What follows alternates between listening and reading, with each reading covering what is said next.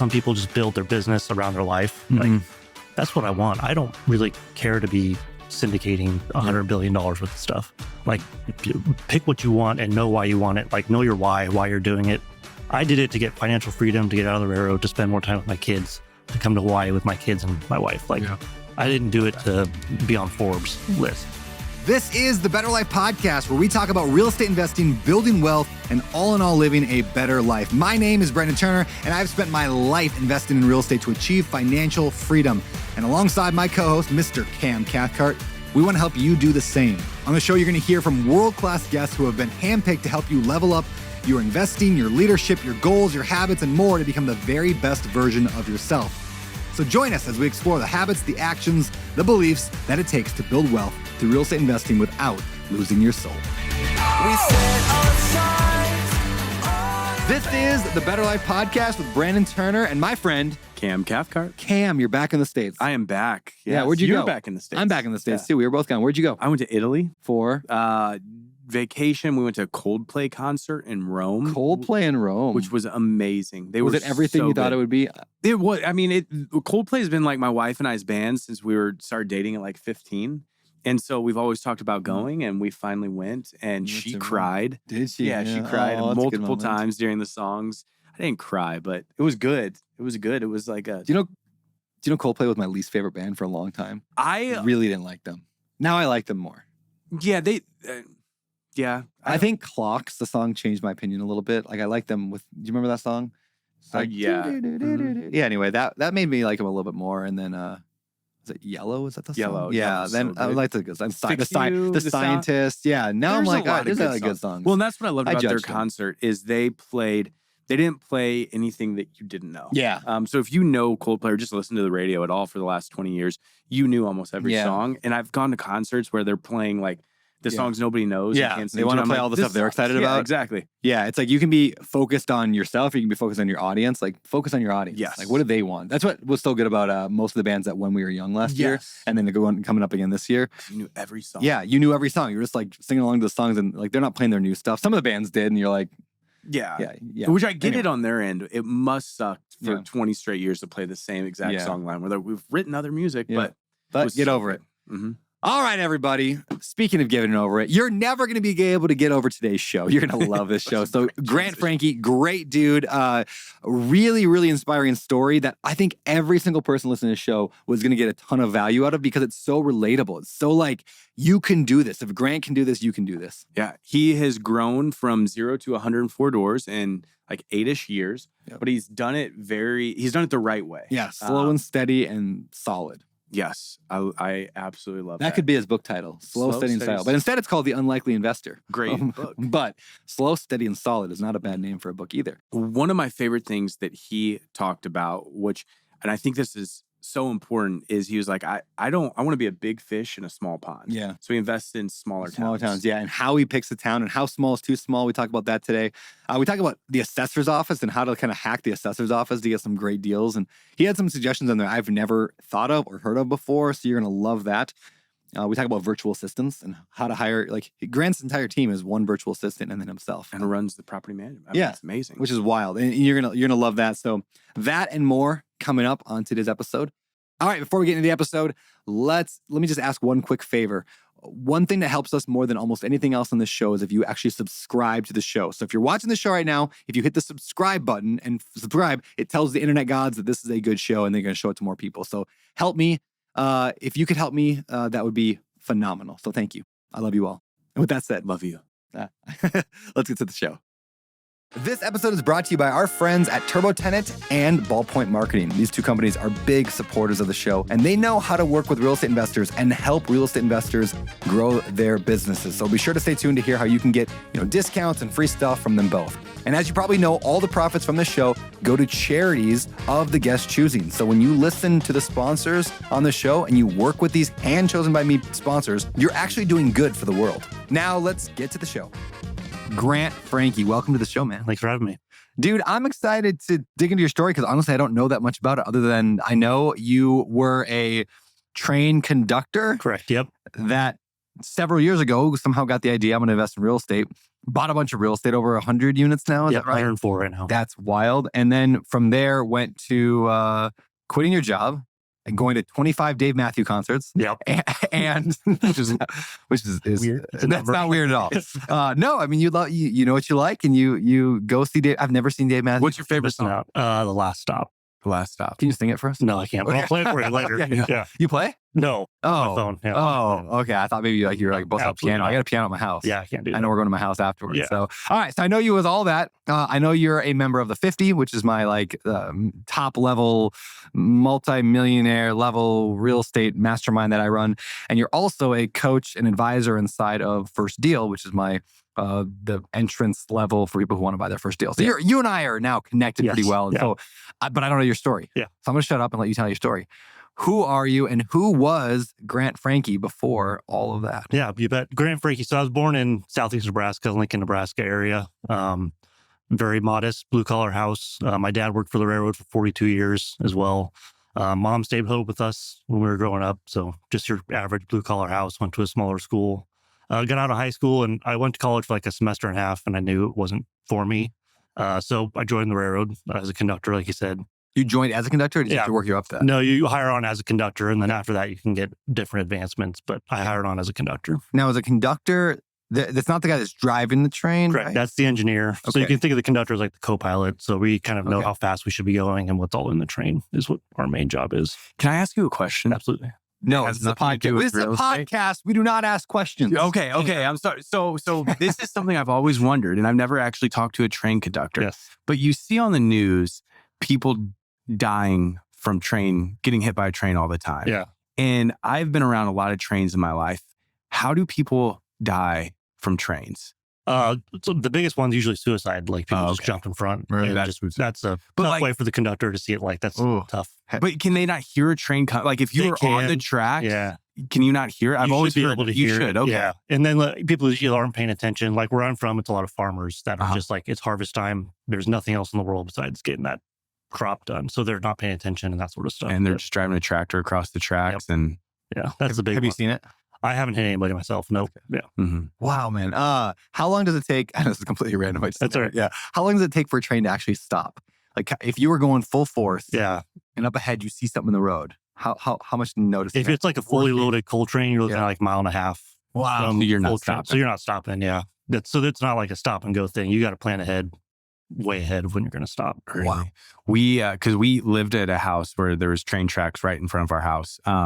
And we would put quarters on the train all the time and get them crushed. Oh, the kids loved it. We would go put out quarters before we'd hear it coming. Is that Go a bad put out idea? quarters. Does that derail trains or something? No, that won't derail trains. As long as everybody's clear of the track, they'll be fine. Yeah. But Okay. yeah, it's just kind of scary when you see little kids up there. Yeah. Oh, that was Turn the us. corner, That was us Yeah. for sure. Yeah. So, good old Ellsbury, Missouri. When I was in London or England, technically we only barely touched London, but like 2 weeks ago, and we were taking the train one day, and then they canceled the train.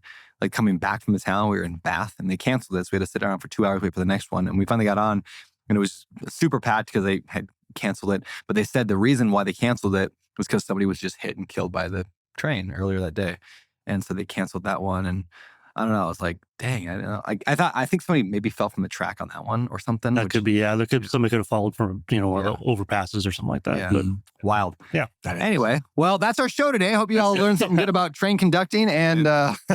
all right, let's move on. How did you discover the idea of real estate investing? Yeah, so it came from when my kids were born. Like the railroad's a great job when you're single and you don't have any kids. Like you work as much as you want, you make as much as you want. It's a union job, so it's a fairly good paying job, which was great until we had kids. So then once Malin and Brendan were born, my wife and I started talking. I was like, we've got to find something to get away from the schedule. The schedule is rough. You're taking a train you're gone for 36 to 48 hours, then you're home for maybe 24 and you go back out again. Or you could be, in the yard and you're working midnights or second shift. I wouldn't have been able to hold first shift for years and years. So we started looking around at different ways for me to get out of. I was looking at anything like a postmaster. Like I didn't care. I just needed out of that job. So I'm always fairly handy. Like I could do fixed stuff myself. So I started Googling around like handymen. And then I saw somebody said a handyman for a landlord's the best one because you keep them happy, you keep busy. That got me to a Bigger Pockets podcast, which then got me to Rich Dad Poor Dad. And then after Rich Dad Poor Dad, it was all downhill from there. Yeah, that's awesome. All right, first deal. What'd you buy? What was your first? First deal was a duplex. It was on the MLS in Lincoln, just a regular, 2-bed, 1-bath, up, down duplex. Fairly basic. It has your first closing stories, like all of them are. I got to the closing table, my cashier's check was wrong. I had to go back to the bank, get a different cashier's check. So once we got closed, I had the big bag of keys. I drove over right away. I was like, I can't wait to get this place rented out. None of the keys worked.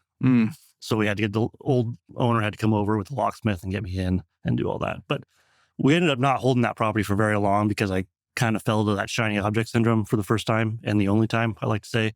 So we sold that property only about a month or two later to reinvest into a different community, which is where I built a substantial amount of my portfolio, which had a lot more cash flow, allowed me to leave my job.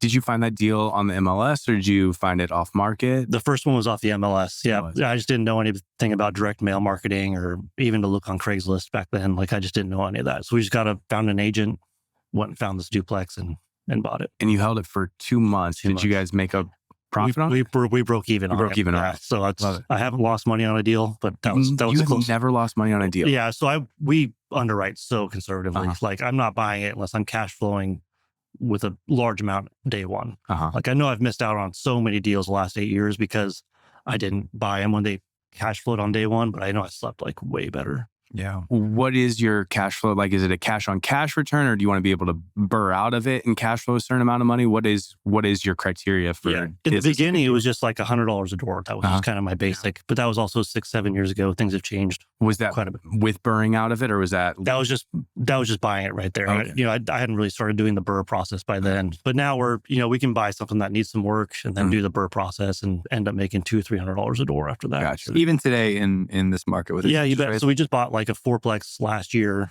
It was $300,000. It's going to cash flow $400 or $500 a door, or not a door. A building, and that's pretty good right now. So.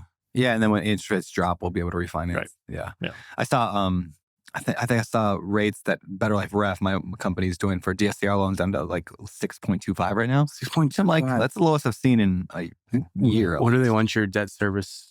Comes in? I don't remember. 1.1. Yeah, probably 1.2, but 1.2. Yeah, I don't know. Yeah, it's but yeah, 6.25 is not bad. I mean, we're finally getting back to like normal, somewhat normal rates. Like I don't know if we'll ever see 3 and 4 again, but so. Yeah, I think that was a one time in a lifetime. It was fun though. The problem is 4 feels normal to me. I know. Yeah. Yeah, even if we got down to the 5s, things start making more sense. And I think we'll start seeing 5 numbers here. Maybe when the podcast is out, maybe it's there. But all right, so that was your first deal. That's kind of gets you set. What's the biggest lessons you learned in that process of getting your first deal? It was just taking action. Like the first one is the most difficult, but it's also the least important one. Like I got it done.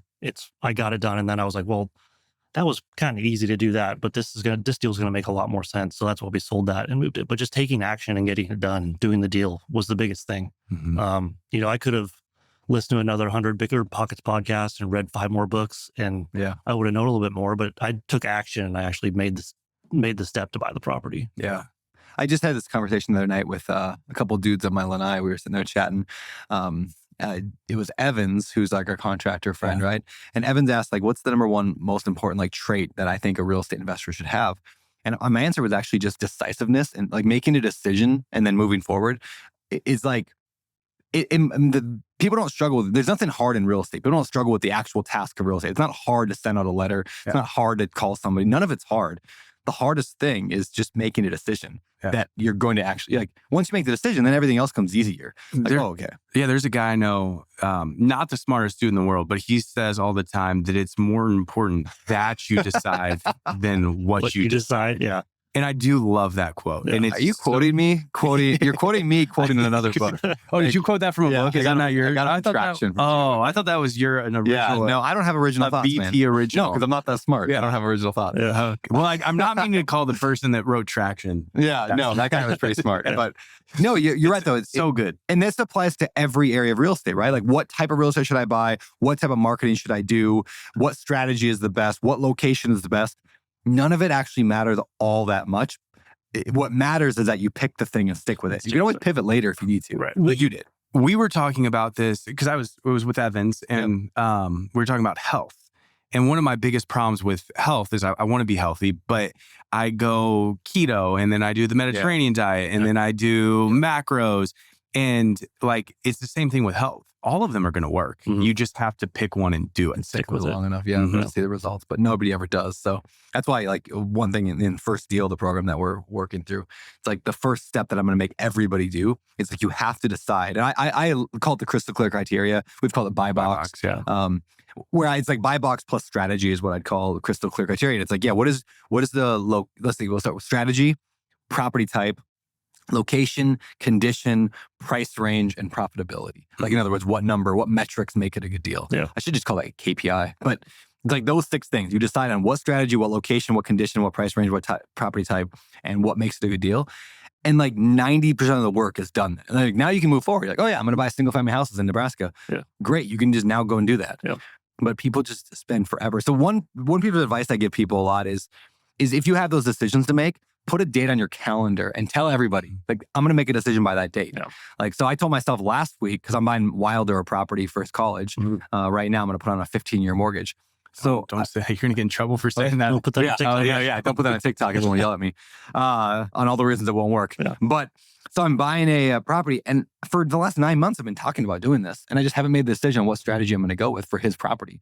So finally, last week, I told the people in First Deal, I'm like, I'm going to decide by next time we meet. So that's Thursday, which is a couple of days from now. But I'm going to do, I decided I'm going to do a co-living or a pad split with his. So now that I made a decision, all of a sudden I'm like, oh, well, now what's the next decision? Location. Okay, so I got to pick that. And it's probably going to be Nashville, Austin, Denver, one of those, like, top 5 big cities that do pad splits really well. Yeah. So I'll decide that in the next few days. And all of a sudden now it's like, now I can take action because now I've made a decision. Yeah. And you can listen to like so many podcasts and you get that shiny object. Yeah. Because everybody's got like, triple net leases and you could do self-storage. But if you if you're going to do that, that's fine. Just pick what you're going to do and stay with it. Because otherwise you just get lost in the minutiae. Well, and I was reading over your show notes today, and one of the things that I'd love to talk more about at some point is you have your one of your like main criteria is not criteria, but you want to build slow and steady, and you've stuck to the same exact thing since you started. You don't have shiny object syndrome, or you do, and you might just not. I battle it. Yeah, exactly. But I think that's so important for the average investor, for the beginner investor, is hearing people that are, like you just said, triple net leases, storage, Airbnb, rent by the room, and you want to do everything. Yeah. And it's like, just pick something and go all in on that thing. I saw an Instagram post the other day, and I thought it was really cool. So it was just this, it had this like energy, and then it had 7 lines that were all the same exact distance. And like, this is the energy you can give out. And then it had another one when it had energy, and then it had a line that was 7 times as big as that straight up. And it was like, this is what happens when you focus on one thing versus you're focusing on 7 different things. Because you only have the same amount of energy, just where are you going to put it? There's a metaphor in a book, and I can't remember what book it was. I thought I'd give it a shout out, but they use the metaphor of a gun shooting through a brick wall. And they said, like, if you were just going to take a gun and shoot all over this brick wall, just shooting everywhere, like, you're never going to get through the brick wall. But if you were to just point in one spot and just boom, boom, boom, boom, boom, boom, boom, it'd take you like 20 shots and you'd be through the brick wall. So you got to get through the wall. The other side of the wall is financial freedom. And once you get that, then fine. Then you can go out and play with your gun and go shoot all sorts of stuff and have target practice. But you got to get through the wall or build the bridge to one island to another, same metaphor. But that's impressive that you've been able to stick with something long enough to get where you need to get. And it's tough too, because like, like going to the 50, like that's a great event. And like, you're around all these really successful people, and they're like infilling for ADU and like syndicating for all this stuff. And I'm like, man, I just buy 4 plexes, 8 plexes, and just like slow and steady, just kind of keep building everything up. And I think, what would you say? Because I struggle with it. I'm a single family investor, and being around guys like Grant, or just a ton of different people that have $500 million under management, and I'm like, I suck. But what would you? But I know that I don't, and I know that, like, I'm not saying that you do. Like, what would you say to the person that has those, like, I guess, that feeling of, hey, I'm not doing good enough because I'm a single family investor, or I'm a small multifamily investor? Yeah, that's great. So, and I'm gonna point this to Brandon too. Like at the 50, I was talking about that, like how this is just kind of my niche. Like, this is what I do. And you brought up that some people just build their business around their life. Like, that's what I want. I don't really care to be syndicating $100 billion worth of stuff. Like, pick what you want and know why you want it. Like, know your why you're doing it. I did it to get financial freedom, to get out of the railroad, to spend more time with my kids, to come to Hawaii with my kids and my wife. Like, I didn't do it to be on Forbes list. You know what I mean? So like, just knowing your why, like, which is so tough with Instagram and all the social media. Like, I want to be this famous person, but I'm like, no, I'm just buying multifamilies in the middle of the country, cash flowing, and giving a good life to my kids. Yeah, if I can be honest, I don't know if I picked the right route. You know, like if I look back on my career over the last 5 or 6 years, I love Open Door Capital. I love what we've done. I like it's fun to say I have $1 billion real estate. I have seen my kids a lot less than if I would have chosen your path. I would have stuck with what I had. Yeah. I had 30 units, then I got up to 100, and I had financial freedom. I would see my kids a whole heck of a lot more. I'd probably be a happier person in all reality. Yeah. I don't know if I picked the right route. Like I'm sticking with what I got because I do enjoy it. Yeah. But it may not have been the right choice. And I'm open. Yeah, that's why I actually look at guys like you, and I'm like, man, I'm like a little jealous. I'm like, man, you get to spend more time with your kids than I get to spend with mine. I think There is, do you think, but would you still be able to offer them the same life that you I wouldn't have a house in Maui and another one in Coeur d'Alene and like travel around, go to England on a 3-hour notice. I wouldn't be able to do that, but is that making my kids happier and me a better dad? No. Yeah. Like that doesn't, it doesn't hurt. It doesn't hurt, but it doesn't help. So it doesn't make a difference there. What makes me a better dad is being present with my kids. And I'm not saying I'm never around my kids. I just work a tremendous amount to keep up the lifestyle of which I built. Yeah. And so it's just something for people to, consider is like, if you're looking at your path versus my path, bigger isn't necessarily better. Yeah. I will commit, like, because every event we've been to, like, your kids are there with you. So that's I find ways to bring them with. Yeah. Because that's like when we started with the book, like doing these podcasts, I told her, I was like, well, everything I do, like, I'm going to bring you guys with, and like, whether it's go to Florida or Maui, like, just keep it around the family, because that's why we got all into this. Exactly. It's important to remember that. Yeah. It's also like, we talked about this before, but when you're comparing somebody with single family or small multifamily with syndication, it's not apples to apples. It's apples to oranges. Yeah. Like, again, I've said this before, but both of you make more cash flow than I do. I'm sure of that. Like, I don't actually make hardly any cash flow from all 13,000 units because I'm the last one in a giant line of thousands of people to get paid. Giant stack, At the end of the day, I will likely make more wealth off my portfolio if it all goes right. But cash flow wise, like lifestyle wise, I work more and I make less. Yeah. So it's, again, apples to oranges. Like, be careful, everyone, like listening, of comparing yourself, to people when they talk about unit numbers. Yeah. Well, and unit numbers are. Yeah. That's the hard thing about social media. Yeah. Because you'll see somebody, like I just saw somebody the other day and they posted they just bought $100 million hotel. And I'm like, and I get jealous, but then in my mind, I also get mean where I'm like, you didn't buy that. You own 3% of the GP that bought that. Yeah. Or you're an LP, put in $25,000. Yeah. Well, like there's somebody on, somebody commented on it. It's like, I don't say that I own Tesla because I own 30 shares. Right. Yeah. Just like, that's the funny, so funny. It is. That's a funny point. Yeah. Sometimes I struggle. Like when I say I have 13,000 units, I'm like, I do. But you own the majority of the GP that. Correct. Yeah. I own, but I still own I own the 70-30 split with my investors. Yeah. And so they own 70%. And then I get roughly half, a little less than half of the rest of it. So at the end of the day, I own less than 10 to 15% of actual those deals. That's still 13. It's still a big, 10% of $1 billion portfolio. It's still a lot of. But even that's $1 billion in value. So you got to be careful there too. Somebody could say, I bought $100 million apartment complex, or I bought $100 million whatever, or I bought $1 million house.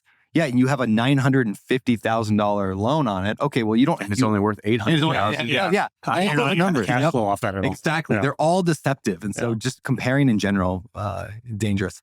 Hey, speaking of comparison, this has nothing to do with comparison whatsoever, but I needed a good transition to this segment of the show, or this part of the show is a chance for you to talk about something that you care about charity-wise, because 100% of the profits from the Better Life podcast and kind of Better Life media that we run go toward charities of guest choosing. So for this episode, where are we sending the money? Yeah, I love it. So I'm going to do the Teammates of Nebraska. What's that? Teammates is a mentoring program that was started by Tom Osborne, who was a Husker football coach back in the day.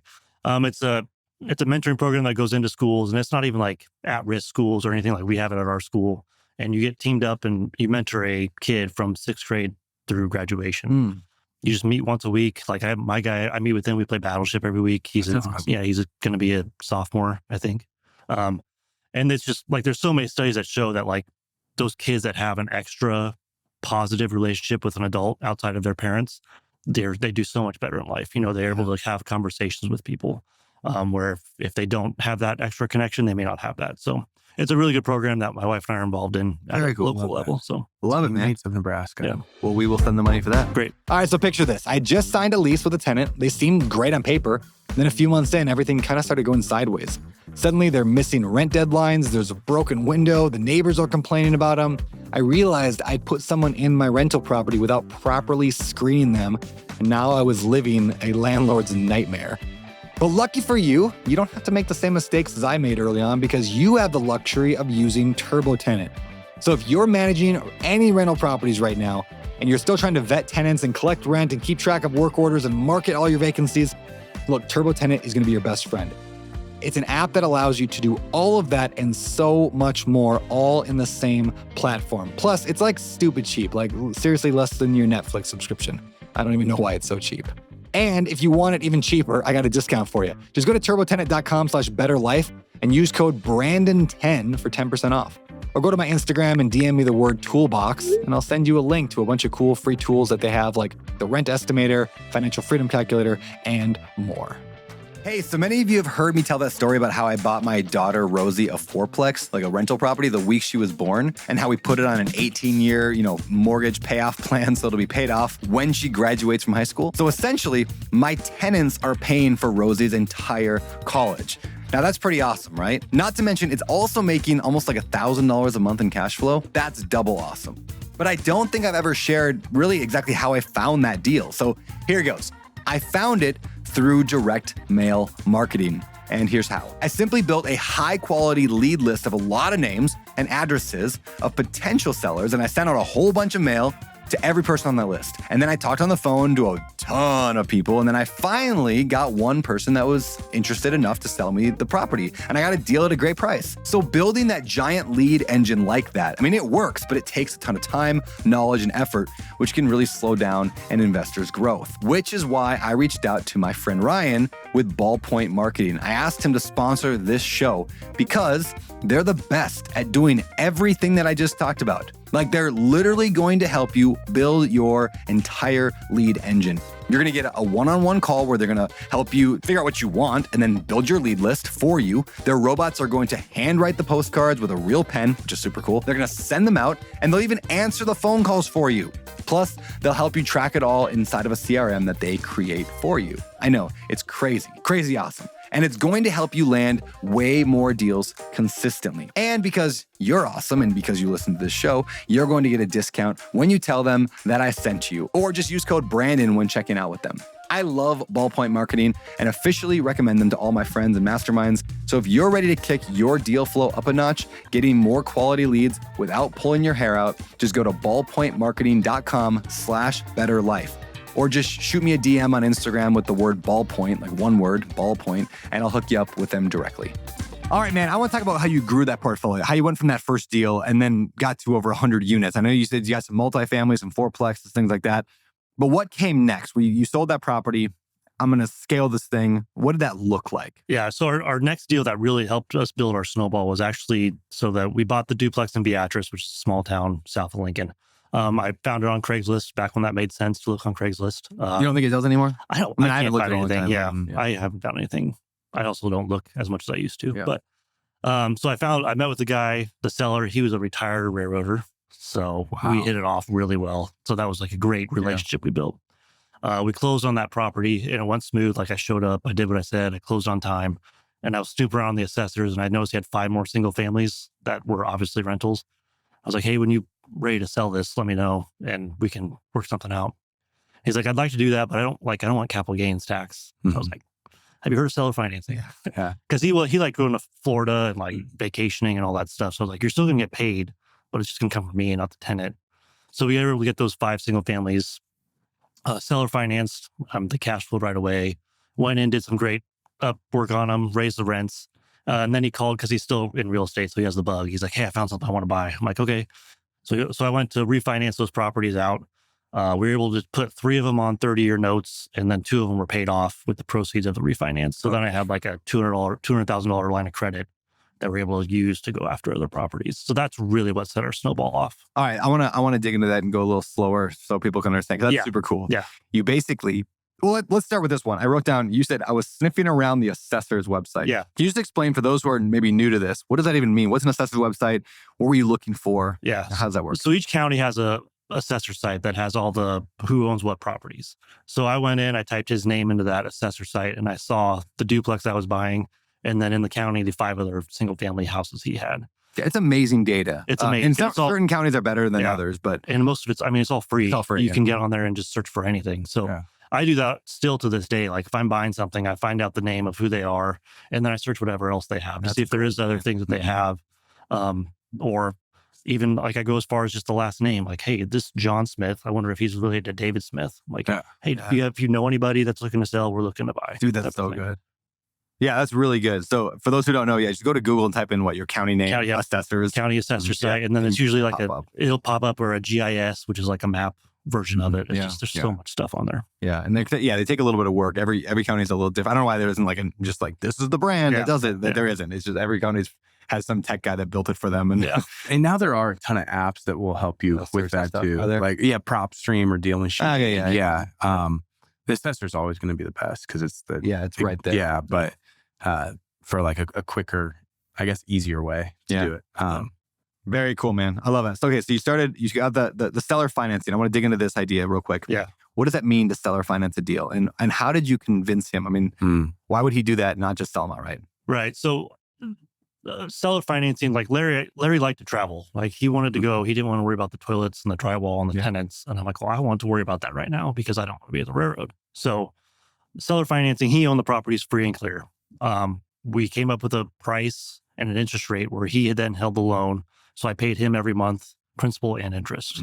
So then he was able to go off. He didn't get the capital gains tax right away because when you do seller financing, it spreads out the capital gains tax over the length of the loan.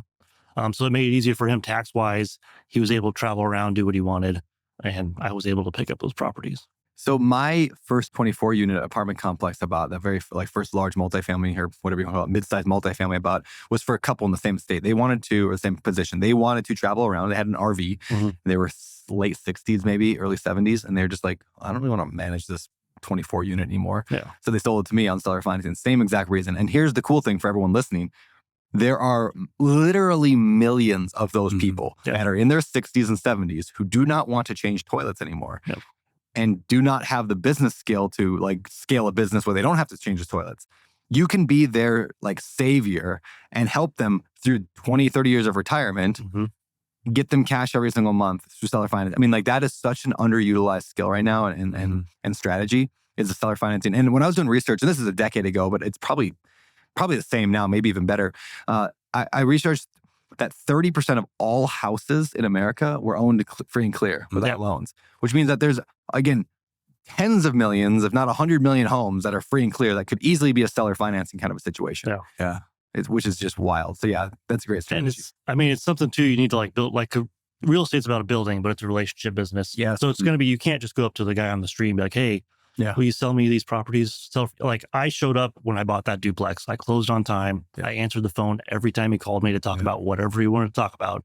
I built a relationship with him that then solidified like, hey, I can take a risk on this guy and finance the properties to him. So it is a relationship thing. You got to build up the relationship, like the people at your church. Like, you got to have a relationship. When you refinanced him out of those properties, is he able to 1031 that, or since he sold it seller finance, does he have to pay? So the portion that he had not received yet, he could still 1031. Wow. Yeah. So he 1031 a few condos, and he said he was going to hold them forever. So, for those who don't know, what's 1031 exchange? 1031 exchange. So that is where you sell a property. So we're just doing our first 1031 exchange actually right now. I just closed on Friday. So you sell a property. So we're selling that duplex actually that I bought from him. And it goes into a qualified intermediary. So you don't ever touch the money. From the title company, they hold it and they're able to buy like kind. So a duplex or bigger and move those proceeds tax-free. So you don't have to pay capital gains taxes on those proceeds. Yeah, that's super cool. I've used a 1031. I mean, probably a half a dozen times maybe so far. I don't sell a lot, but when I do, 1031 is great. And ever so often the government's like threatens taking it away, but they still haven't. Still there. All those people have real estate. Yeah, I know. Their donors have real estate. Politicians all have real estate. 1031's not going away. Depreciation's not going away. I agree. You know? Yeah, they like it too much. So, all right. So I want to move on a little bit to like the actual process of like building the business. Do you have employees? What did you do with that? How did you scale to that point, or is it just you guys? Yeah, at the beginning, it was just me. So I was building systems and processes around managing all the because we manage all the properties ourselves. I was using a lot of like Google Forms and all that for applications, maintenance requests, doing that. Because we were in a couple different towns, I'd get a handyman in each town that would be able to help me out, just kind of on-call type of thing. We didn't bring a full-time VA on until a year and a half ago. So that was when Kay came on, and that's been a game changer. But walk us through that. What led to getting a VA, virtual assistant, and then what does that person do for you? So the reason I got the virtual assistant is I was starting to not look at deals because I was like, I don't want to manage anymore. Like I'm good at this. And I'm like, well, if I want to continue to scale, to grow my portfolio slowly but surely, I need to bring somebody in to deal with the tenant communications. So she handles all of our tenant communications from screening, leasing, maintenance, all that stuff she handles for us. So that's been a game changer. Who do you guys use for your property management? Property management. Yeah. Buildium. Yeah. Buildium. Yeah, I like Buildium. And then we use Property Meld for our maintenance, which is really nice. That takes us out of the maintenance equation. So they put in a leaky toilet. We assign it to the plumber, and the plumber and the tenant just talk through the software for us. And does your VA do that to where you're pretty much completely removed from? Yeah, pretty much. She'll text me some random questions every once in a while. But the nice thing was, like, before she came on, and as I was scaling the business, like I started it with the end in mind. So I knew what I wanted it to look like. So I was creating SOPs and processes along the way. So when she came in, like I had a playbook already ready for her. Like this is how we do things. If we have a toilet here, this is what we do. If the HVAC goes out here, this is who we call. So building that process and like starting with the end in mind, getting that bottom of that pyramid ready, made it so much easier when I did want to bring somebody on. Yeah, that's awesome. I think people struggle a lot with like they want to outsource certain things like that, like to a virtual assistant. They just don't know where to start. So if you had to walk them through like kind of step by step, I need to bring somebody on to help with the low level tasks. What should I do? Who do I hire? Where do I go? Walk me through the idea of for us, the VA has been good. It's not somebody that I need somebody boots on the ground because it really isn't. Besides my maintenance, and I've got my handyman for that. Like boots on the ground isn't that much work for us. So we went through a company that trained VAs for property managers. So when she came to us, she was already trained on like fair housing and like understood how the housing works. What's that company name? Do you remember? Virtually Incredible. Okay, Virtually Incredible. Yeah. Okay. virtuallyincredible.com. So I used them and she came on and she was great. So it was just those low hanging things like, I like my tenants, they're great, but I just don't want to talk to them every day about the stuff. I'd rather be working on the business than in it, fielding their issues about everything like that. So when you have a unit that's vacant, talk me through that process. Do you have to go manually show it, or do you put it on a lockbox, or what does it look like to kind of remove you from that completely? Yeah, that's a great question. So we started using Tenant Turner during COVID for COVID reasons, and that was awesome. Walk me through that. What's that? So Tenant Turner is an add-on of Buildium, or you could do it ad hoc and just get it on its own. But you put a lockbox, a Sentry lockbox on the door. So then they apply through Tenant Turner for a viewing. We still pre-screen them, so pay stubs, driver's license, all before they can view. Before they can view it, yeah. So we're able to verify that they actually qualify. Then we assign them a time. They go to the unit, type in a code on their phone, and then they get a key and do a self-showing to take a look at it. Because there's so many times like I would drive to a showing and they don't show up. Yeah. Oh, yeah. There's so many flat tires on the way to showings. It's like crazy. How does this happen all the time? Yeah. So that really just took that whole piece, took me out of that, and really helped. Yeah, that's legit. It's things like that, like the automation built into that gets you out of the work, but still accomplishes 90% of it. Like they get to go see it. And in fact, I would rather go look at a unit alone than have the landlord follow me. Yeah. And I would rather a prospective tenant go through those steps and show me that they can set up a showing on their phone. Yeah. Rather than like somebody calling me and be like, hey, I'll meet you there at 4, and they show up at 4:20. And I'm like, all right, well, I'm still mad at you already. So where I know a tenant's going to be able to go through that screening process. I'm like, they can use our online platforms. They can do all that stuff. That's such a great point. It almost puts up a little bit of a barrier to entry to people that are just dumb. Yeah. It's a legal barrier of entry. Exactly. Like, I can't figure this out. I'm like, well, everybody else can. So exactly. That's your problem. Yeah, because we all know people that just would not be able to figure that out. And we're like, we would never want to rent to them. It makes it a whole lot easier. Yeah, that's smart, man. What other tricks, techniques, strategies you have in managing properties right now? Are you still self-managing? Yeah, we're still self-managing. What do you do? We'll plan on still self-managing. We're just kind of, like I said, I started with the end in mind. Like I started building these processes, and before we even used Buildium, I was using Google Forms for screening stuff, and then applications. All that stuff was just keeping it on paper. Got a Google Voice number right away. Not right away. After about 10 doors, I learned that I do not want them to have my cell phone. Yeah, I learned that lesson the hard way. Very hard. I still have a few, like I call them legacy tenants that still have my cell phone, which is fine. I think I still might have one also. Yeah. Do you? I think so. Yeah. So getting a Google Voice number and like treating it as a business from the beginning. You can't treat this as a hobby. You need to treat it. So they're not renting from Grant. They're going to rent from GLF Properties, our company, because Grant can be a little bit of a pushover sometimes, but GLF Properties can't be. So just starting it as a business, treat it as a business, and do it with pride to, take care of what you're doing. Go ahead. Oh, do you guys because you guys rehab most of your properties before you rent them out? Yeah. So, my usual thing is I buy them and they're full. If that's the case, I'll leave them in there because they're going to because like I said, I don't buy them unless they cash flow on day one. I'll leave them in there until they vacate. Then we'll go in, renovate them, and then raise the rents there. So with 104 units that you're still self-managing, do you guys have like systems for same flooring, same toilet, same cabinets? Do you guys have that? Yeah, it's all very gray. Like we have gray walls and the gray flooring and white trim. It's all the same, and the same white appliances. Like in each town, like each provider knows, like when we call, okay, this is what they want. You're saying you don't go to Home Depot and Lowe's and specialty tile shops every single house? No, absolutely like not. you do on HGTV? No, yes. Agreeable gray walls. Yes. And then there's a certain flooring we always use. Like it makes it so much easier, especially when turnovers happen because you don't need to repaint the whole wall. It's just got one spot. I think ours is Repose Gray. And we use it Repose Gray. Yeah, Repose Gray, and then a certain LVP, same white shaker cabinets. Same exact for everything. Here's a question, maybe a little controversial. Is gray going out? Yes, it is. Yeah. For flipping, we don't touch gray anymore. The house we just bought here in Maui, we just went through, it was all gray walls and we took all of it out, 100%. And now it's all white. Yeah. I went like a cream white. Eggshell white. Yeah. What was it? It was something Gene recommended, Gene and Arena. But yeah.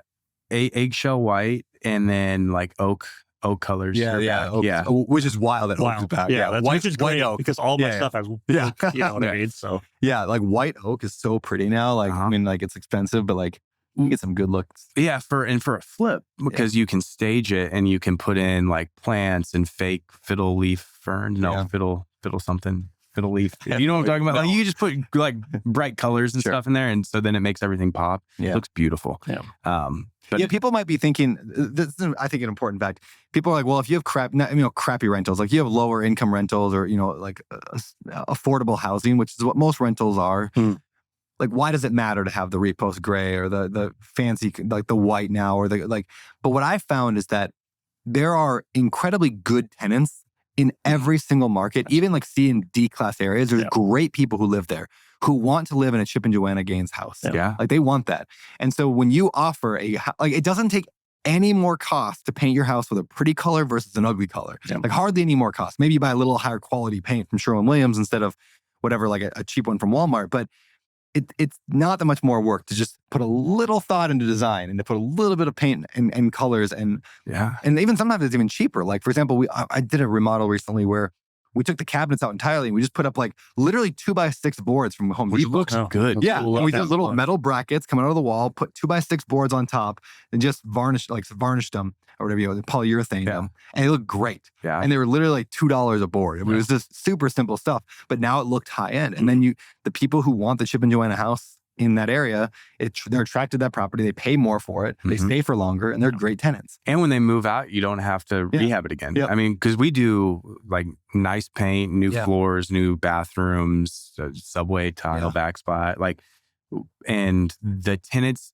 that we have in those take better care of it versus we've also bought properties that are like, it might need a rehab, but it's also not bad enough to need a rehab yet. And those are the tenants that are problem tenants. Tenants take a cue on how to treat their property based on how you treat it. How they walk into it, like, well, this guy doesn't really care that much. So, like we invest in like B-class properties, but I want the people that could afford an A-class to be like, well, this is nice enough. Like I'm going to stay here because it's that much cheaper. So yeah, that makes a lot of sense. Yeah. All right, let's move to the section of the show we call the how-to segment. And that is something we asked you ahead of time to prepare how to do something. I think I got it written here. How to build a portfolio with off-market deals in 5 easy and unsexy steps. Yes. Ooh. All right. So what do you got? So number one is identifying the market. And for me, I was going to be the big fish in a small pond, right? Everybody wants to go to the big metropolitans and do Denver and even just like Lincoln where I was. I saw the market that I could invest in, and I was like, there's no chance I can't do this better than everyone else is doing in that market. They're all 65. Yeah. You know, they still go around and get rent by cash. Yeah. So I knew I could go in and do it a whole lot better than them. I also saw the market was really low for rent. So by the time we got in there, and by the time we were done with it, we were the market because we owned so much of the units we could control where the market was, which is a weird feeling to have. Yeah. Before we move on to the next steps, small town investing, what are the kind of the pros and cons of investing in a small town like that? Yeah. Would you recommend it? I recommend it myself. You just got to find the right market. Like the town I was in was just very even keel. There was no job, even if one store shut down, that wasn't going to shut down the town. There's enough rural stuff around there, farms, there's a community college in town. So finding the right market to do that is nice. Find a bedroom community around one of those large communities. Yeah. Because you don't want to go too far out where it literally is a convenience store. I wouldn't do that. Those are really small towns. How big are the towns that you're investing in, and how far away from Lincoln are they? So about 30 minutes. Okay. And probably 12,000 people, 12 to 15. Gotcha. So we still have some stuff in Lincoln, but those smaller communities like Beatrice and Seward, those are the ones that are that's where we've done really well at, just because we do a good job. There's colleges, towns in there. So it just makes sense for us. Love it. That makes sense. All right. So step 1 was identify a market where you can be the big fish in a small pond. What was number 2? Send letters to all apartment owners. So let's just use Seward, for example. It's a small college town. I wanted to get in that market. I drove around, did the driving for dollars as it is. I found every apartment building that's a 4-plex and up, and I sent targeted letters to them. I don't send out 1,000 letters a quarter. I send out 10 or 15, and they're very targeted.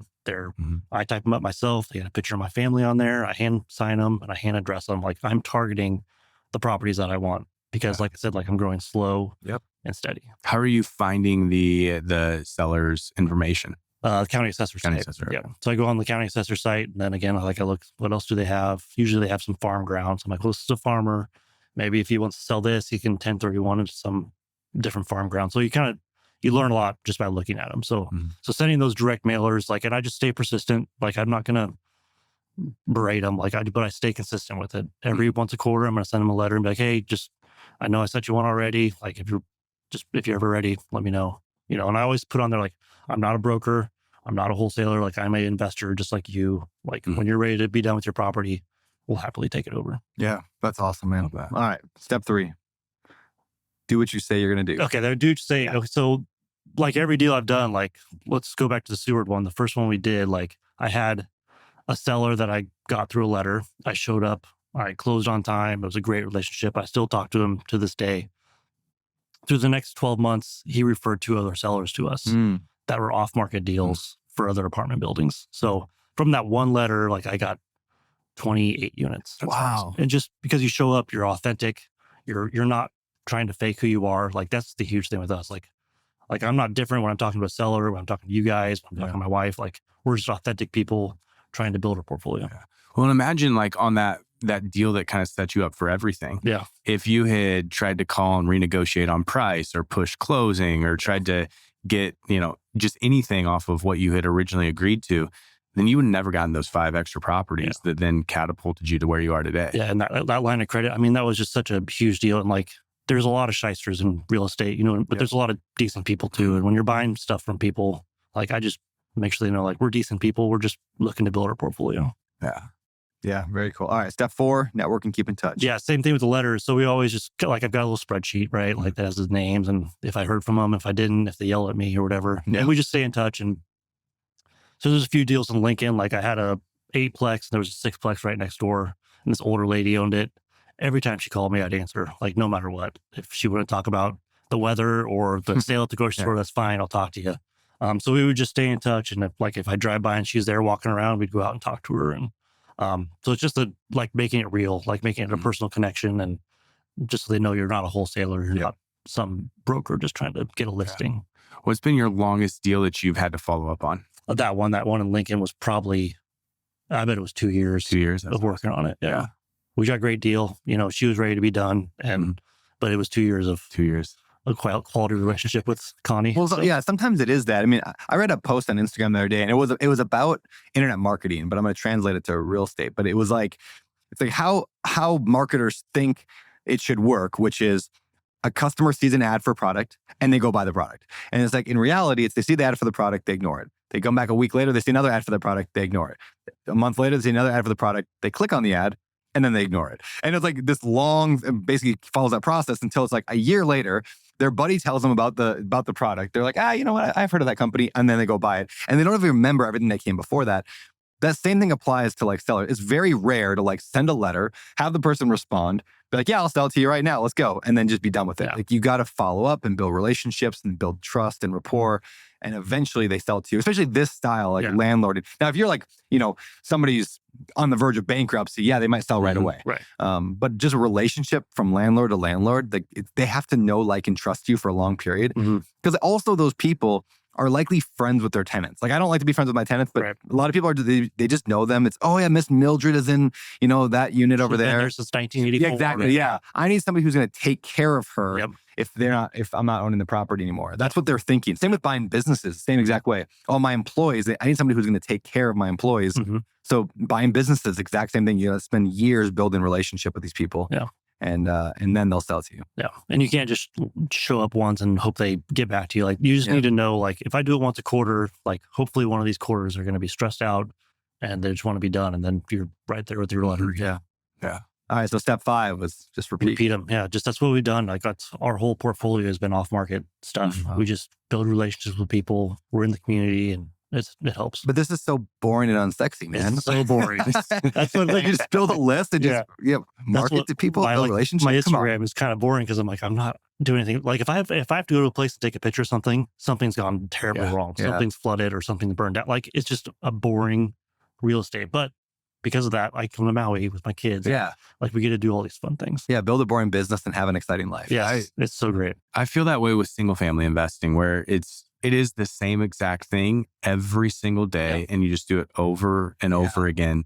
And sometimes, like on Instagram, I'm like, because I want to post reels more, and I'm like, what do I talk about today? Because I've already talked about it all. It really is just that easy, just doing it over and over again. Yeah. And there's fun stories every once in a while of like, hey, we walked a house that had this in it, or this happened. But it's a boring business that you just do. Yeah. I've had videographers want to, like, follow me around and make like a day in the life of Brandon. I'm like, no, you don't. It is really boring. Like, I sit at a computer and I look at a spreadsheet a lot. I'm like, I sit in a meeting and I talk to a property manager. I mean, that's like it's pretty boring stuff. But boring businesses lead to an incredible life. It's great. Yeah. Wild, man. All right. Wife, kids, your dad, your husband. Tell us about that. Yeah, it's great. I mean, my wife, Laura, she's been so supportive of everything. Like, I wouldn't be where I am. I wouldn't be here today, like, if it wasn't for that. She, like I said, I read Rich Dad, Poor Dad. I wasn't a huge reader ever. So when I asked her to read the book, she's like, oh boy, what's this about? So she read it and she's like, yeah, let's do it. I'm in. Let's try a couple and see what happens. And she's an accountant, so she's like really good with Excel. So we did some numbers and like, man, if we do this, if we have 8 of these, 8, 9, 10 of these, like that's the number we can get to. Yeah. Like, and she's been so supportive. And that's like, I feel real lucky and blessed because I couldn't imagine going through like my journey without having that supportive spouse, because things are going to go wrong and things are going to be tough. Like with a rental, like, oh, I had a pipe burst today, or this AC unit went out. Like, having her and knowing that she's supportive and with me, like, that makes it easy. I couldn't imagine going home and being like, well, I told you shouldn't have been buying those houses anyways. You know what I mean? Like, she's always so supportive, and like having that supportive spouse or partner is just huge. It's so important. What's her role in the business, if any? So not a whole lot. She's a book accountant, so she'll like review my numbers, which may or may not cause anxiety in the house. But, so she'll go through and like review quarterly numbers and stuff like that. We've talked about like, does she want to come on full time? But she loves what she does. And, it's a good place for her to work. So. How long did it take you to retire or get out of your W-2 job once you started? Yeah, so I started buying in 2016 and I left in September of 19. So it took 3 years. And we did a little trick in there. So it was a union job, so you can kind of bid around to different jobs. I bid to the lowest paying job I could hold for like 2 years. I was like, if we can survive on this amount of money, like from my income, then let's get to this cash flow. Because I could have went to those high paying job and, really lived it up those last couple of years. But I told her, I was like, let's just kind of not have fun for a couple of years while our kids are really, really young. Yeah. So now we can have a lot of fun. What is something that you've done to become a better husband? Like, what's a trick or tactic or strategy you use to be a good husband to your wife? Yeah, that's a good question. We've started doing goals, like goal setting. We've used to do it a lot more, but then because I was in the Better Life tribe and that really set it off again. Like she went through the whole goal setting process and filling out the circle and all that stuff. So we're always just super communication. Like we talk about everything. There's never anything where we're like, I think she's mad. Like, no, I know she's mad because we're talking about this right now. So just having that good communication has been huge for us. That's cool. Yeah. And then same question with the kids and parenting. Yeah. Like, where do you find success there? Showing up, being there, being able to go to all their things, just, I feel so blessed being able to do that. Yeah. Being able to go to all their games or, we started doing trips so Brendan and I, we both love the Dallas Mavericks. So we took a trip down to Dallas, went to 2 Mavs games and he was in heaven. Like he was so happy. He smiled all the time.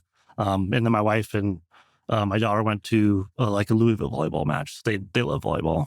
That's awesome. So we were able to do those sort of things. And real estate has allowed us to do that. The railroad would never have allowed me to take off that time when I wanted to by my request. You know what I mean? So it's just real estate's provided us the ability to do all that stuff. Yeah. That's beautiful, man. Yeah, I think sometimes when you look, because we just spent the last month and a half traveling, real estate sometimes, actually this last year has been really hard. Like we're flipping properties, but we're not doing as many as we want to do. And the profit that we're making is not where we want it to be at. And sometimes you can get into your head of this really sucks. And this is where we had a property that got broken into 8 times. And, but then when I kind of look at it from the 30,000 foot view, I'm like, we still live in Maui and make pretty good money. And I just took a month and a half to travel. It's really, really good. Even with all of those hard things, it still is really, really great. Yeah. And because I talk about my why, finding my why. So even when things go bad, I know my why of why I left the railroad and why I'm doing this. It's fine. ACs go out. Okay. Yeah. That's good. It's all right. It's going to happen. That's what things break. So, but I'm still get to see my kids all the time. I still get to travel with my wife to different conferences with her. We still get to do whatever we want. It's still amazing. That's awesome. What are your ambitions now? Where do you want to see yourself head with your business? Yeah. So I'm calling it controlled growth. I don't need to stick my neck out for a Class D duplex that's going to cash flow $25 a door. It's not worth it to me. So we're still just buying places that cash flow. I'm probably buying properties now that I want to hold in a long term. The cash flow, right now, isn't as important. I'm not going to lose money on it, but I don't need it to be a 20% cash on cash return in the first year. We see how the market works. We're going to buy it, hold it, and buy properties that we want to hold for a long amount of time. One of the things that I think is really important for people listening, I think it's incredible how you've done this, where you've built this with a relatively small team. And I know you probably feel this, Brandon. I know that I feel this way. Now that we have a team, we have to stick our necks out sometimes. Actually, one of the properties that we're going to lose a lot of money on, it was because we hadn't bought anything for a couple of weeks. And I was like, this isn't a deal we would ever do, but we're going to do it because we need it. And now we're going to lose a bunch of money on it. And I'm sure you feel that way. It's the lifestyle creep, but even the business creep where it's bring on more and more employees. And then all of a sudden you're like, well, now we have to go out and we can't just take a breather. If you see the market turning, you can just say, if something comes to me, I'm going to buy it, but I don't have to go buy anything in the next 6 months. Yeah. We've been fortunate the last, year or so, just because we don't have a large overhead. We're just we're just going to wait and pick up. We bought a 4-plex in there, and then we just got 17 units under contract. So that's amazing. Things are starting to pencil out, which is fun. That hasn't happened in a while. So how'd you get that 17 unit? Was it it was off market from a broker. So it was a pocket listing deal. That's awesome. Which was a connection through my banker. Really? So he connected me to him. Yeah, very cool, man. Yeah. Tell us about the book. Why'd you write it? What is it? Yeah, The Unlikely Investor. Honestly, I wrote it just as a goal. So I was setting goals in Vegas at the Better Life thing. And I was I wanted a goal that wasn't I want to work out 4 times a week. So I was what's something that I would never do and would just be crazy? like I'm not a smart guy, right? And so I was like, I'm gonna write a book. And everybody around my table who I didn't know, they're like, oh, okay. I'm like, no, I'm gonna write a book. Yeah. And so, yeah, we started in December and published it here at the end of May. Cool. So, yeah. Wait, you wrote this book in 4 months? In 4 or 5 months. Yeah. But people were like, wow, that's fast. I'm like, I literally just wrote what I do all day. Like, I didn't have to do any research or anything like that. So, I think actually writing real estate books is actually way easy. Yeah. So, like, I just know it so well. I just know it. Yeah. I didn't have to research. There's some stats in there I had to find out. But yeah. Yeah, that's super cool. Amazing. It's got the best forward of any book It's ever. probably, I've heard people have read the forward and then just stopped. It's good enough. Yeah. I wrote the forward to Grant's book. Yeah, here. I appreciate that a lot. Yeah, but did you write it yourself? Did you go through a company? I don't remember how you published this thing. Yeah, I went through selfpublishing.com, which I signed up at. Dude, we should get them to sponsor the show. Selfpublishing.com. You should go there. Yeah. Good experience. Yeah, it was great. I mean, I couldn't have done it myself, because I would just getting like the what I need to do for my checklist. Like, I know I have this meeting coming up and I said I would have this many words done, so I'm going to get it done type of thing. Do they help like ghostwrite and edit it all? Or? No, they don't. So I pay for my editor. They help with like the process. And then the big thing is like publishing. So they help with the cover, the social media stuff, helping out with Amazon ads and all that stuff. Cool. Yeah, self-publishing is pretty legit. They got some good systems over there. They do. And that's not a paid ad, but I will call them and tell them they should probably sponsor this podcast because all the money, all the profits from the show go to charity anyway. So self-publishing is cool. We're going to talk to you about that. So yeah, very cool, man. Yeah, thank you. All right, let's move on to the next segment of the show. And this segment is called the 3-2-1 pivot. Mm-hmm. So the idea of your life is going one direction and something knocks it off track in a good way. So we'll start with 3 books that have changed the direction of your life, 3 pivot books. Okay, so I'm going to go like in order of my story, right? So the first one, Rich Dad, Poor Dad, the obvious one. Like that one just, like I've never read a book that I felt was written for me. Mm-hmm. Like it was just like, it like just spoke to everything I went through in high school. Like, I don't like school. I don't want to learn this. I'd just rather be at my 3 jobs working. Like, so that one changed it. So then we started buying real estate and I was like, how am I going to manage this? So then a book written by Heather Turner called Managing Rental Properties. That one was amazing because that's like, oh, this is like, people can do this. Like Brandon and Heather are doing this. So like, this isn't that difficult. People have laid out the... Dude, that's such a good book. That was like the Bible to us when we were building our portfolio. Absolutely. And that's like, happy to hear that. I actually like, that's all, my whole SOP is almost off of that book. Like it's just, if you systematize everything, it makes that book was literally our SOPs. We just took our SOPs and Heather's like, I'm just going to turn this into a book. Yeah, that's all it was. I mean, it was great. And that really changed us. And then after that was Who, Not How. Like, so then I was like, I wasn't thinking of like, how am I going to get help? It's like, who can I hire to do this? Like, who can I, and then that's how I landed on the VA. Yeah. Very cool, man. Love it. That's awesome. All right. 2 pivot people. Who are 2 people that you've met that have changed the direction of your life? So I don't know if this has been said on the podcast, but I'm going to go with my 2 kids. I was like, that's awesome. I could have, if I didn't change your life at all. Yeah. Life is exactly the same. It's actually probably most people's number one thing. I've never heard that. So like, if we wouldn't have had kids, I'd probably still be at the railroad, right? And it'd be fine. Like my dad worked there for 42 years. It's a great job. It's a great pension. But once we had them, I was like, I can't. Every time I drive to work, I'd just be sick. I'm like, I can't do this. Like I need to be home with my kids. Like I said, the job's fine. Like what we do is fine. The people are okay. It's a job where everybody's there for 40 years. So you have your miserable people too. But just once they came in, like everything changed for me, like, and my wife, like we need to do what we can to be with them as much as we can. And now it's like, as we're getting older, like Madeline's 10. So we have maybe 7 summers left with her before she doesn't want to be with us. Probably more like 6. Yeah. So like, we're just taking advantage of those opportunities. So that's my 2 people are my kids, Madeline and Brendan. That's awesome. Yeah. I love that. What about a quote? Is there a pivot quote yet? Yeah. So whether you think you can or you think you can't, you're right. Yeah, I love that. Henry Ford. That's just a big mindset thing for me. So that was one thing, like with writing the book, I thought I would enjoy like that nuts and bolts part of like, this is cash on cash return and this is how you manage. I really enjoyed like writing the mindset because I didn't realize how much that had affected me. Like as I was going through it and like knowing my why, like it reaffirmed to me. I was like, oh, this is right. This is why I'm doing this. Because before that, you can kind of just lost in the minutia of like day to day, like I said, I'm going to check some spreadsheets now and this and that. So I really enjoyed that mindset part. Cool. I love that. I love it too. That's my favorite thing to write about. Yeah.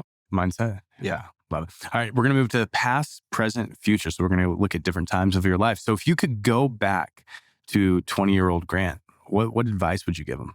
Yeah, it's going to work out. Like, because I was 20, I was at the railroad, I was single, you know what I mean? Like, And I was probably, at that time, I was going to be a lifetime railroader. I was going to be there for 42 years and, do that. And just tell them like things are going to happen. Like it's going to be, I can't imagine what like that Grant would say right now about what I'm doing right now. So it's going to work out. Cool. Love that. Number 2, what's something you've done in the last year that's given you a better life? Could be a habit, could be a routine, could be a purchase, something you've done that's improved your life. I'm going to say just saying yes. Like I know like some people are like, you have to say no more. Like this year I've said yes. I probably, like my wife pushed me to join the Better Life Tribe. I was like, it's $3,000 or how much ever it was. Like, and so I said, yes, I did that. I went to Vegas. I went to Denver. Yeah. I said yes to the 50. Like that's been amazing. Yeah. I said yes to writing the book. And like the last 8 months of my life has been like, it's crazy. Can I have $20?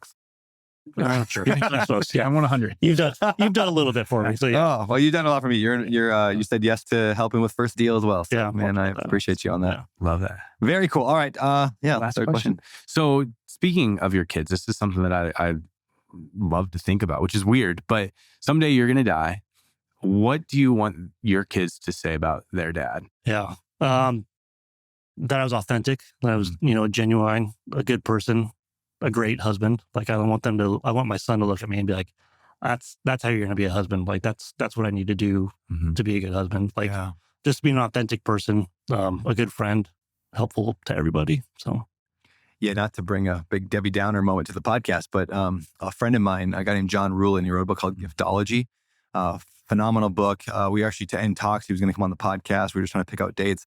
Just died about a week ago. This episode now is airing way in the future probably, but just out of just no warning, 4 little girls at home, like young girls and his wife. I mean, John was an amazing guy, amazing dude. And yeah, just out of nowhere, just gone.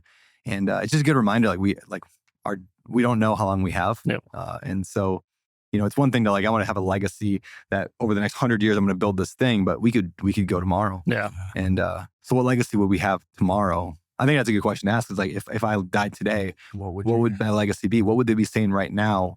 Not what do I want, but like, what would they say right now about me? Yeah. Like, wow, he worked a lot, or wow, he didn't, Well, and that's the beautiful part. Obviously, him passing is so sad, but the beautiful part about his life is I've been like on Instagram seeing things and everybody has a story about him. Everybody has a story about how he's helped them, how he's loved them, how he's treated them well. Dude, I had a conversation with him once. I just ran. I mean, this was one of those like weird, like God moments in my life where I had dinner with Ryan Murdoch one time, and I said, "There's one entrepreneur in this life that I want to meet more than anybody else, and it's Scott Harrison, founder of Charity Water."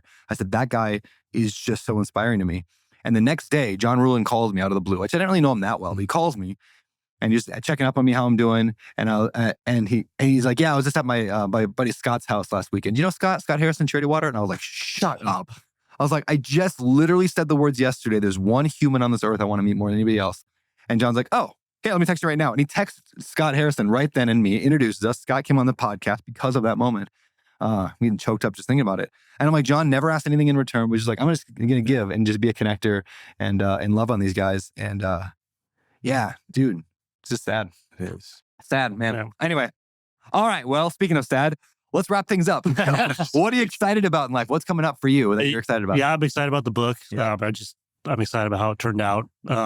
Just slowly scaling our portfolio, spending time with the kids. I'm excited about the First Deal. Like that's kind of, I enjoy teaching and I enjoy like talking about real estate. So it's a perfect match, So I'm pumped about all that stuff. Well, if anybody wants to be coached by Grant in First Deal, just go to firstdeal.com and check it out. But you're going to be one of my guys helping me because it's a big lift trying to get people their first deal guaranteed. So firstdeal.com. There you go. Last question. Last question? Yeah. Oh, how do people find you? So the best way is going to be Instagram. It's at grant.francke, Francke. I'm trying to post some stuff. Yeah. It sounds like Frankie, Frankie. CKE. CKE. Yep. CKE. Yeah. All right. Grant Francke. Dude, appreciate you. This has been a lot of fun. Thanks, guys. You're super inspiring, man. I love your story. Appreciate it. Keep it up. And everybody, you can get the book, The Unlikely Investor, from Amazon, I'm assuming. Yes, Amazon. And it is a great book. That's why I read the book. First, you asked me if I'd read the forward because you're in the tribe. And I was like, oh man, I'm too busy. Yeah. And then you sent me the PDF and I read it. And I was like, oh, that's actually a really good book. Thanks, man. I was like, all right, I'll write the forward. All right, appreciate it. Yeah, because you actually did a really, really good job on it. So. Thanks. I appreciate that. Yeah, that's funny. All right, man. Appreciate you. Thank you. Thanks, guys. Thank you. And that, my friends, is the show. Thank you for tuning in. And hey, before you go, if you enjoyed this episode or if you just enjoy the show in general, please consider leaving us a rating and review wherever you listen to podcasts. We really do value your feedback and we read the comments. We make future decisions about topics and guests and everything else. Plus, it helps us reach more people, and the more reviews we get, the more people hear it and watch the show and share it, and it's awesome. Last but not least, please head over to social media. Consider befriending me, following me, subscribing to all that stuff at Better Life and my personal page at Beardy Brandon, especially over on Instagram, YouTube, and really everywhere else. So thank you again for listening. I'm honored that you would bring me along on your journey toward building wealth through real estate investing without losing your soul. Now, this show is about living a better life, but if you want my opinion on what it takes to live the best life ever, just go to abetterlife.com/best life to hear some of my views on life and spirituality. I think you'll like it. abetterlife.com/best life. With that said, thanks for listening to the show. We'll see you next week.